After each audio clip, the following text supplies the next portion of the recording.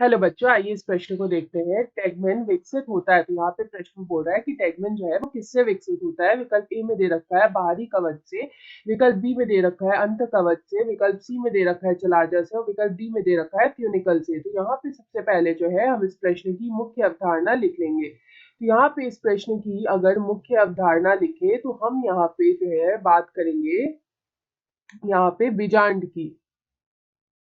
तो यहाँ पे जो बीजांड होते हैं उनमें यहाँ पे किस तरह से परिवर्तन आते हैं उसको हम यहाँ पे देखेंगे। तो यहाँ पे इस प्रश्न का जो मुख्य अवधारणा है उसको हम लिखेंगे बीजांड। तो यहाँ पे जो है हम बात करेंगे सबसे पहले यहाँ पे कि द्विनिषेचन के पश्चात यहाँ पे बीजांड में किस तरह के परिवर्तन हमें देखने को मिलते हैं।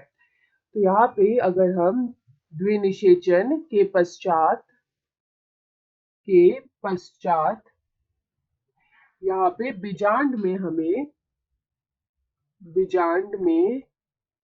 होने वाले परिवर्तन को बात करेंगे। होने वाले परिवर्तन यहाँ पे क्या क्या है। तो यहाँ पे अगर हम देखें तो जो बाहरी कवच होता है या फिर हम बोल सकते हैं कि जो बाहरी अध्यावरण होता है, जो बाहरी अध्यावरण होता है वो बीज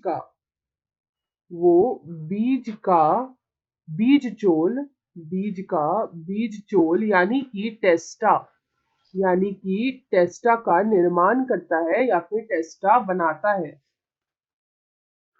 तो जो बाहरी अध्यावरण है वो बीज चोल यानी कि टेस्टा बनाता है। वहीं अगर हम अंत कवच की बात करें तो यहाँ पे जो अंत अध्यावरण होता है, अंत अध्यावरण जो होता है वो यहाँ पे बीज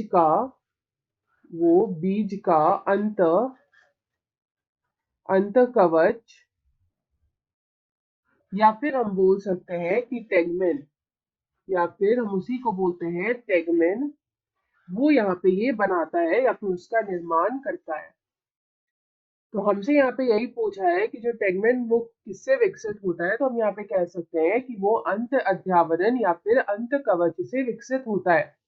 यहाँ पे हम लिख सकते हैं हमारा जो यहाँ पे उत्तर आएगा वो आएगा कि ये जो टेगमेन होता है वो अंत कवच से विकसित होता है। वो अंत कवच से विकसित होता है। तो यहाँ पे इस प्रश्न का जो सही उत्तर होगा वो होगा अंत कवच से, जो विकल्प बी में दे रखा है। तो विकल्प बी हमारा सही उत्तर है। आशा है आप इसे अच्छी तरह समझ गए होंगे। धन्यवाद।